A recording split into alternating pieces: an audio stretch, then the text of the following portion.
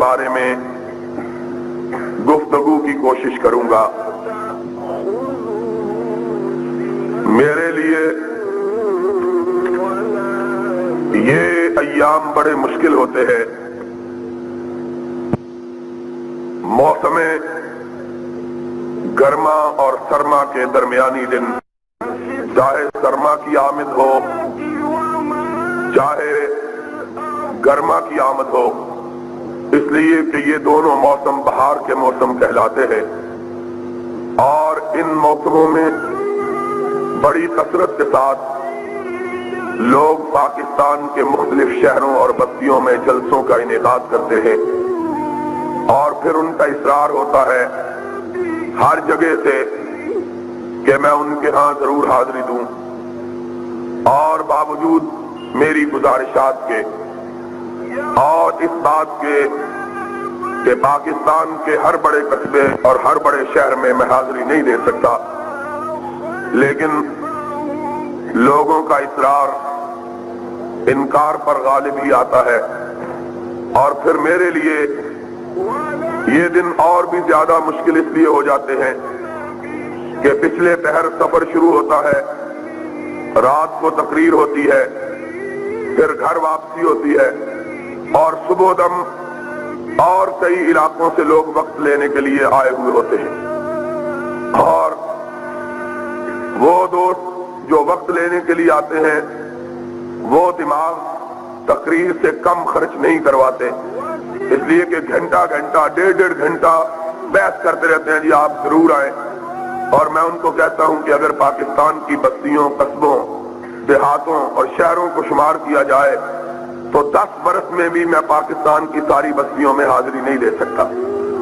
लेकिन इसके बावजूद बहरहाल उनकी मोहब्बत की वजह से मुझे बाकी अपने सारे काम समेट देने पड़ते हैं और इस वजह से इंसान हूं प्याला हो सागिर नहीं हूं मैं, थक जाता है इंसान खून और जिस्म, और इंसान जो गोश्त पोस्ट का मुरक्का होता है उसके अंदर इतनी हिम्मत ताकत नहीं होती कि वो दिन रात इतना सफर कर सके। मैं समझता हूं कि मेरे भाई और मेरे साथी और मेरे दोस्त खुतबा हजरात मौलाना यज़दानी साहब, कारी अब्दुल हफीज साहब, मौलाना अब्दुल्ला शेखुपुरी साहब, मौलाना अब्दुल अलीम साहब और दीगर भाई जो ये दिन रात सफर करते रहते हैं, इनकी बड़ी बहादुरी की बात है।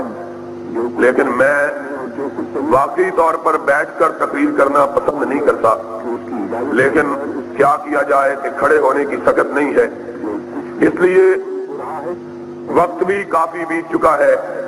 मैं चाहूंगा कि ये जो वक्त मुझे मिला है और ये मौका जो मुझे मुयस्सर आया है आपसे हम कलाम होने का, इस मौके का कोई लम्हा भी किसी ऐसी बात में सर्फ न करूं जो मेरे लिए, आपके लिए, मुल्क के लिए, कौम के लिए या हमारी आखिरत के लिए मुफीद ना हो। इंशाअल्लाह मैं कोशिश ये करूंगा कि अपनी सारी थकावटों के बावजूद अपनी तवानाइयों को बरूएकार लाकर आपकी खिदमत में किताब और सुन्नत की रोशनी में कोई हक की बात कह सकूं। आप अल्लाह से दुआ मांगिए, अल्लाह मुझे सच और हक कहने की तौफीक अता फरमाए। आप जानते हैं हमारा मुल्क इस वक्त बड़े कड़े हालात से गुजर रहा है और ये सिर्फ पाकिस्तान की बात नहीं है बल्कि सारा आलमी इस्लाम इस वक्त जिन हालात से दो चार है, ऐसे हालात आलमी इस्लाम पर कभी वारिद नहीं हुए। इस वक्त दुनिया में मुसलमान बहुत बड़ी तादाद में, इतनी बड़ी तादाद कि 1400 बरस की इस्लामी तारीख में मुसलमानों की कभी इतनी तादाद नहीं हुई है जितनी आज है। आज के इदाद शुमार के मुताबिक मुसलमान 1 अरब 20 करोड़ से ज्यादा है, 1.25 अरब के करीब मुसलमानों की तादाद है और दुनिया में इस वक्त मुसलमानों की 43 से ज्यादा सल्तनतें, ममलकतें, हुकूमतें मौजूद हैं। 40 और 5 45 से ज्यादा मुल्क ऐसे हैं जो مسلمانوں کے ہیں، جہاں مسلمان حکمران ہیں، مسلمان سربراہ ہیں، اور اس کے ساتھ ساتھ آج مسلمانوں کے پاس اتنی دولت ہے، اتنا مال ہے کہ اتنی دولت اور اتنے مال کا کبھی تصور بھی نہیں کیا جا سکتا تھا۔ مجموعی طور پر جو مال و دولت ہے اس کا کیا کہنا، انفرادی طور پر بعض مسلمانوں کے پاس اتنا سرمایہ موجود ہے کہ کبھی اتنا سرمایہ دنیا کے بادشاہوں کے پاس بھی نہیں ہوتا تھا، عام آدمیوں کے پاس، عام مسلمانوں کے پاس اتنا سرمایہ ہے۔ ابھی پچھلے دنوں دنیا بھر کے اخبارات میں بھی اور پاکستان کے اخبارات میں بھی ایک شخص ہے جس کا نام ہے عدنان خاشق جی، اس کا تذکرہ اخبارات میں بڑے تسلسل کے ساتھ آیا ہے۔ اس کے بارے میں ایک عام آدمی ہے، سعودی عرب کا رہنے والا ہے اور اب امریکہ اور یورپ میں رہتا ہے۔ اس کے متعلق اخبارات نے لکھا کہ اس کا ذاتی خرچہ روزانہ کا 18 لاکھ روپے ہے۔ وہ خرچہ جو کاروباری نہیں ہے، صرف وہ خرچہ جو اپنی ذات پہ صرف کرتا ہے، وہ 18 لاکھ روپیہ روزانہ ہے۔ اتنی دولت، اتنا مال، اور اس کی ایک ملک کے اندر زمین جو ہے وہ 4 لاکھ ایکڑ سے زیادہ ہے، صرف ایک ملک میں۔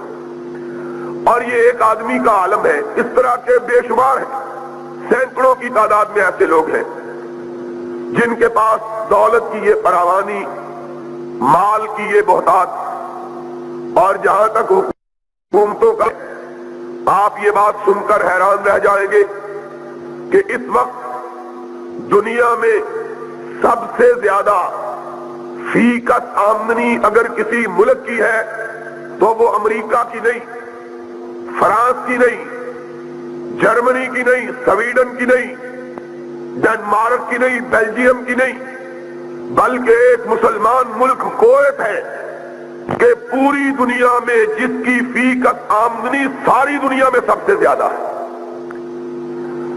یہ مسلمانوں کا حال ہے، مال، دولت، تعداد، ملک۔ لیکن اگر ہم ان کے حالات کو دیکھیں تو ضربت علیہم الذلۃ والمسکنہ، جتنے آج مسلمان ذلیل ہیں، خوار ہیں، پریشان ہیں، بے کس ہیں، بے بس ہیں، مظلوم ہیں، مقہور ہیں، کائنات کے کسی دور میں مسلمان اتنے بے کس نہیں ہوئے۔ جتنے آج مسلمان ذلیل ہیں، خوار ہیں، دنیا کی ساری تاریخ میں مسلمان کبھی اتنا ذلیل نہیں ہوئے۔ کبھی ہم نے اس بات پہ غور کیا ہے کہ تعداد سب سے زیادہ، مال بہت زیادہ، ملک لا تعداد، اور ذلت بھی انتہا، سبب کیا ہے؟ وجہ کیا ہے؟ اس کی علت کیا ہے؟ یہ کیوں ہے کہ کبھی ہم 313 تھے، صرف 313، اور کوئی ہماری طرف ٹیڑھی نظر کر کے دیکھنے کی جرات نہیں کرتا تھا، اور آج ایک ایک مسلمان ملک کو دیکھ لو، 10 کروڑ مسلمانوں کا سربراہ ہے ضیاء الحق، اور فوجی ہے، جرنیل ہے، سینے پہ 20 ستارے لگائے ہوئے ہیں، 20 تمغے سجائے ہوئے ہیں، اور حالت کیا ہے؟ راجیو گاندھی کی بیوی کے سامنے رکوع میں جھکا ہوا ہے۔ کھلو جاؤ بھائی، تسی بڑے کالے ہو. ایک ادھروں بولے ہیں وجہ کی ہے، ایک ادھروں بول پہ. عجیب بات ہے. پہلے بات تو سن لو، پھر اکٹھے ہی لڑیں گے اس سے. تم تو گھر جا کے سو جاؤ گے، اکیلا میں یہاں کھڑا رہ جاؤں گا.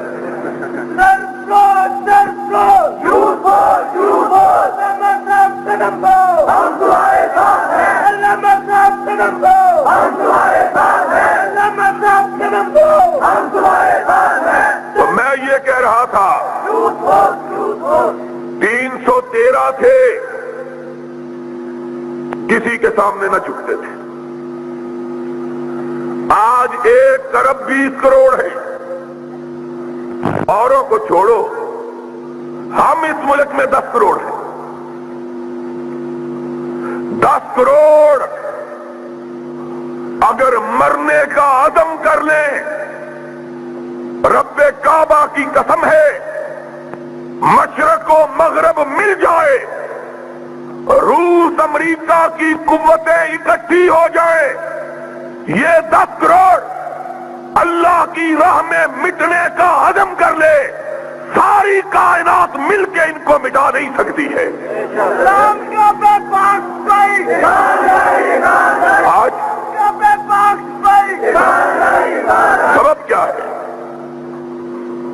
صرف 313 پہ، صرف 313. اور مکے سے نکل کر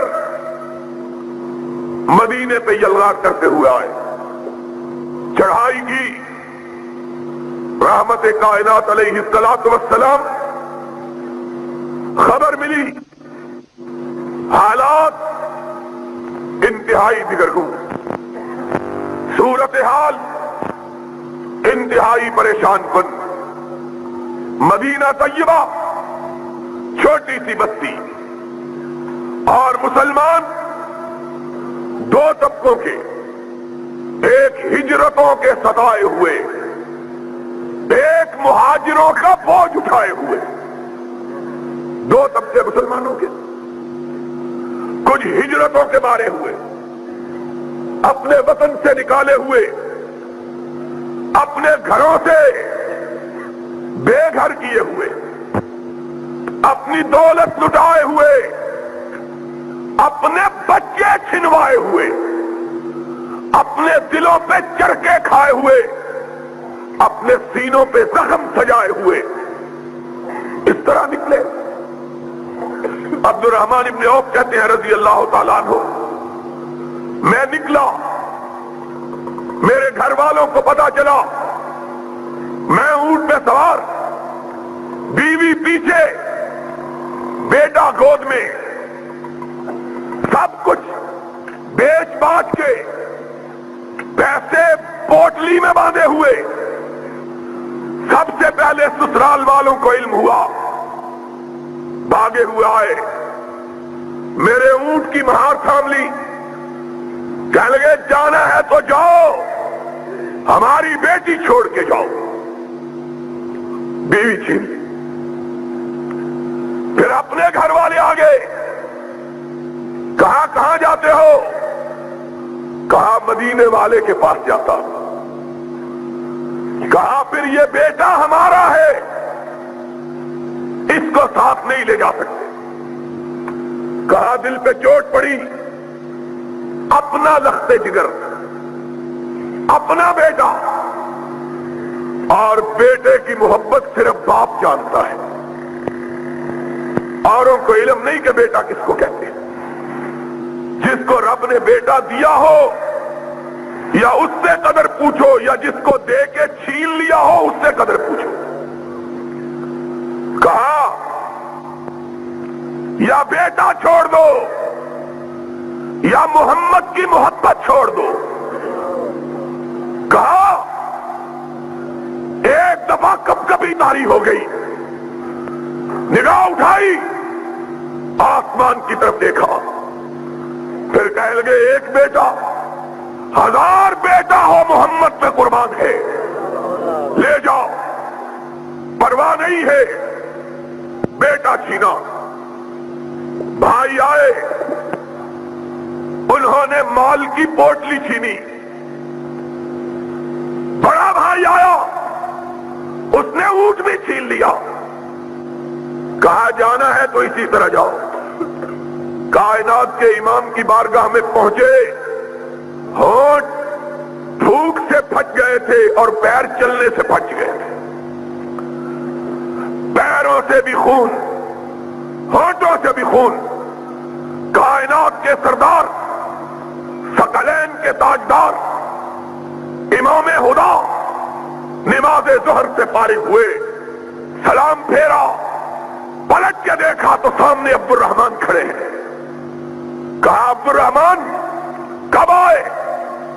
کہا اللہ کے حبیب ابھی آیا ہوں. کہا کہو کیسے آئے؟ کہا آقا سب کچھ لٹا کے آیا ہوں، دین بچا کے آیا ہوں. فرمایا عبد الرحمن دین بچا کے آئے ہو، سب کچھ لٹا کے آئے ہو تو کچھ بھی نہیں لٹایا ہے. جنت پا کے آگے ہو، اللہ کی رضا پا کے آگے ہو. یہ لوگ،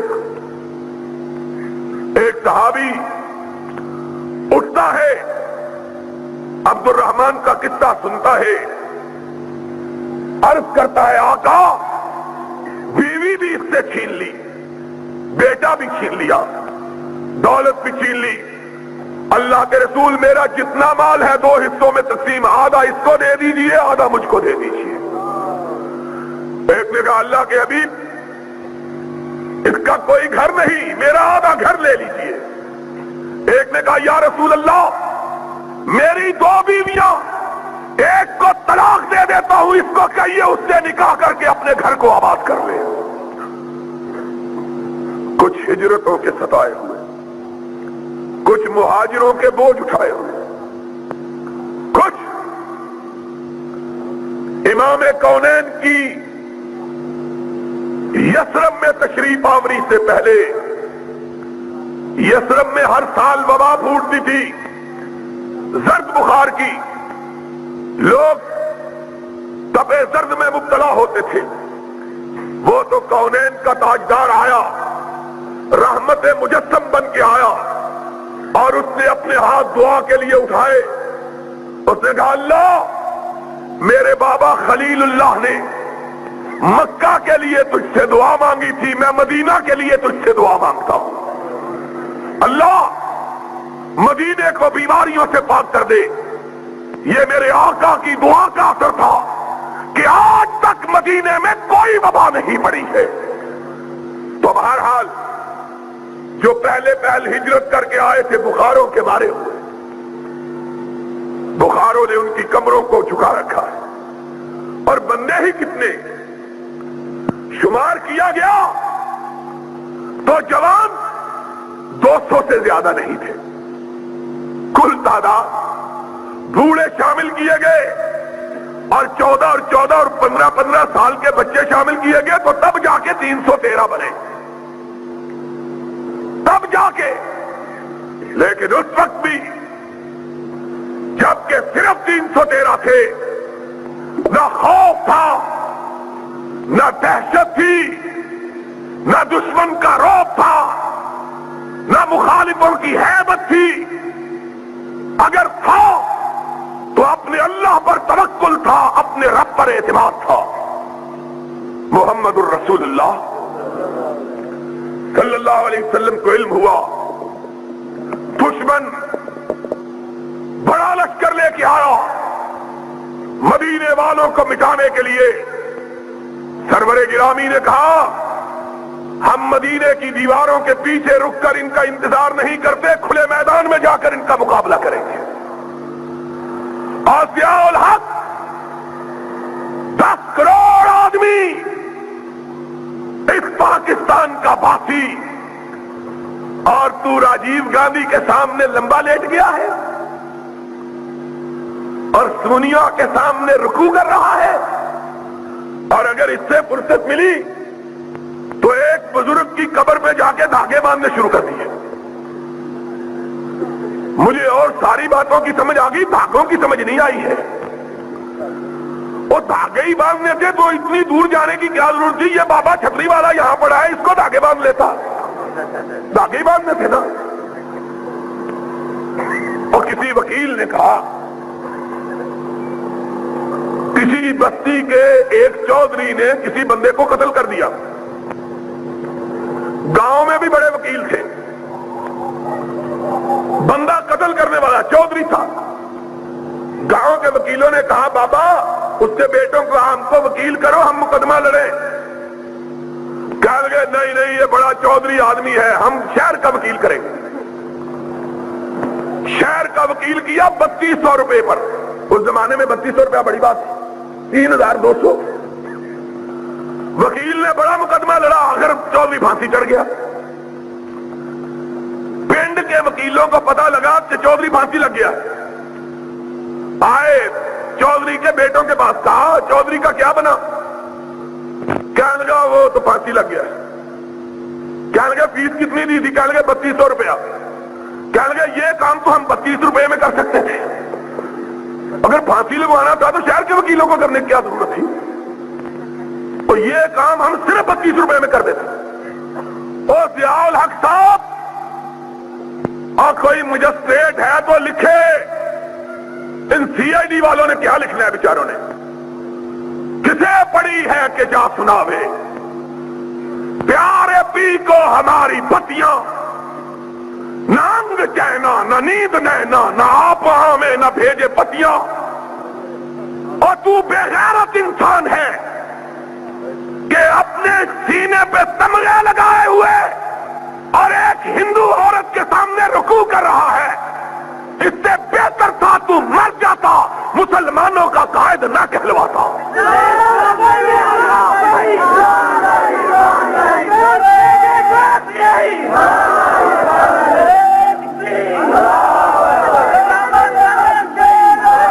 کیا کہتے ہو؟ آج کہتے ہیں اگر یہ بے غیرتی کرنی تھی پھر وہاں جانے کی کیا ضرورت تھی؟ ہائے! اور لوگوں ایک بات سن لو، سی آئی ڈی والوں لکھو، اس کو پہنچاؤ، جو اپنوں سے لڑا کرتے ہیں وہ بیگانوں سے لڑنے کی ہمت، تم اپنوں سے ہمارے خلاف۔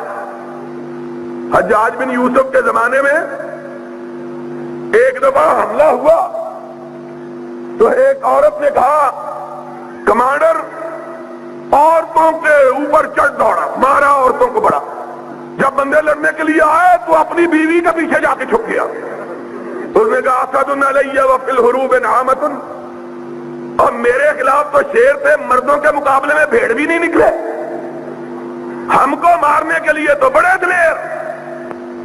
پولیس فوج، یہ بیچارے پولیس فوج ہمارے بھائی ہیں، ان بیچاروں کا کیا ہے؟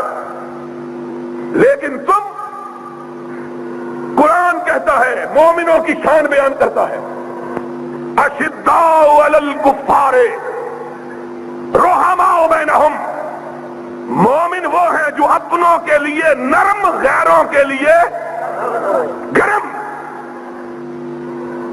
ہو، ہلکا یاراں تو بریشم کی طرح نرم ہو، ہلکا یاراں تو بریشم کی طرح نرم، رزم حق و باطل ہو تو فولاد ہے مومن۔ لیکن یہ مومن شب موم کر لیا، سحر آہن بنا دیا۔ ہمارے لیے فولادی اور اندرا گاندھی کے بیٹے کے لیے موم کا، اور لکھا ہے اخباروں نے، لکھا ہے کہ اندرا گاندھی کے بیٹے نے سلام بھی نہیں لی، یہ جھپے مار کے ڈال گیا۔ وہ سلام لینے کے لیے جھپے مارتا پیا، ایسا انہیں قوم نو بھی جھپا ماریا، چھڈن دا نا ہی نہیں لیتا، قوم کو بھی جھپا مارا ہوا ہے۔ اس سے سلام لینا، اور لوگ کہتے ہیں ڈپلومیسی ہے، یہ ڈپلومیسی اسلام کے اندر نہیں ہے، یہ اسلام کے اندر، یہ ڈپلومیسی اسلام کہتے کیا ہے؟ کہتے ہیں کوئی بات نہیں، ہم کو بچا لیا ہے۔ ہم نے کہا بزدلی سے اگر کوئی قوم بچا کرتی تو کبھی بہادروں پہ موت نہ آتی۔ بزدلی بھی کبھی قوموں کو بچاتی ہے، قوموں کو بہادری بچاتی ہے۔ آؤ، اگر یقین نہیں آتا تو محمد کے ستاروں کو دیکھو، صلی اللہ سرور کائنات کی وفات ہو چکی ہے، آپ کی نعش مبارک مسجد نبی کے ساتھ حجرہ صدیقہ میں رکھی ہے۔ لوگوں کو پتا چلتا ہے چار گروہ، چار، ایک کوہستان کے قبائل کا، ایک مسلمہ کے ساتھیوں کا، ایک مانعین زکات کا، ایک روم کے لشکروں کا، چار گروہ مدینہ کی طرف دیکھ رہے ہیں۔ اور مسلمانوں، آج تمہیں اپنی تاریخ بھی بھول گئی ہے، آج کچھ یاد نہیں رہا، آج ہم سب چیزیں بھول چکے ہیں۔ آج ہم نے کفر کو اسلام اور اسلام کو کفر بنا دیا ہے۔ آج خرد کا نام جنو اور جنو کا خرد رکھ دیا ہے۔ بزدلی ابھی مسلمان، اور سوچو تو صحیح، آج بھی جس کے دل میں ایمان ہے، نبی کی وفات کی بات سن کر اس کی آنکھوں میں آنسو آ جاتے ہیں۔ آتے ہیں کہ نہیں آتے؟ نبی، اور جن کے پاس نبی تھا علیہ الصلوۃ، جو ان کے پیچھے نمازیں پڑھتے تھے، جو اس کے جھنڈے کے نیچے جہاد کرتے تھے، اور جو اس کے چہرہ پرانوار کو دیکھ کے اپنے آپ کو جنتی بناتے تھے، جو اس کے چہرے کو دیکھ کے اپنی آنکھوں کو ٹھنڈک میں ڈالتے تھے، آج کس کو دیکھیں؟ آج ان کو نبی کا چہرہ اقدس نظر نہیں آتا۔ کتنا بڑا غم ہے۔ میں کہتا ہوں سارے کائنات کے غم ایک طرف، اکیلے مدینے والے کی وفات کا غم امام کائنات نہیں رہا۔ وہ غم کا عالم یہ تھا کہ بلال نے حضور کی وفات کے بعد اذان کہنی چھوڑ دی تھی، اور جب لوگوں نے کہا تھا بلال اذان کیوں نہیں کہتے، تو اس نے کہا تھا اب اشہد ان محمد رسول اللہ کہہ کے میں کس کے چہرے کو دیکھوں گا۔ لوگوں کے غم کا عالم، غم کی حالت یہ تھی کہ لوگ کہتے تھے اگر ہمارے سینوں پہ احد پہاڑ بھی رکھ دیا جاتا تو سینہ اتنا مچلا ہوا اور مسئلہ ہوا نہ دکھائی دیتا جتنا محمد کریم کی وفات سے دکھائی دیا۔ اور فاطمہ الزہرا نے کہا تھا صبت علی مصائب لو انہا صبت علی الایام سرن لیالیا، مجھ پہ میرے باپ کی وفات کے ساتھ اتنے غم ٹوٹ پڑے کہ اگر دنوں پہ ٹوٹتے تو دن سیاہ ہو جاتے، راتوں میں بدل۔ اتنا غم ہوا کہ فاروق جیسا بہادر آدمی اپنے اعصاب گم کر بیٹھا، اس نے تلوار نکال لی اور کہا جو کہے گا کہ محمد فوت ہو گیا میں اس کی گردن کو اڑا دوں گا۔ ہوش حواس گم ہو۔ مدینے میں اس طرح ہو بکا ہوا کہ اس طرح معلوم ہوتا تھا زمین کا کلیجہ شک ہو جائے گا، آسمان پھٹ جائے گا، اتنا لوگوں کو غم تھا۔ این اس غم کے عالم میں خبر پہنچی کہ قبائل کوہستان نے ارتداد کا اعلان کر دیا، غیر مسلم ہونے کا اعلان کر دیا، اور صرف یہی اعلان کیا نہیں بلکہ مدینے پہ چڑھائی بھی کر دی۔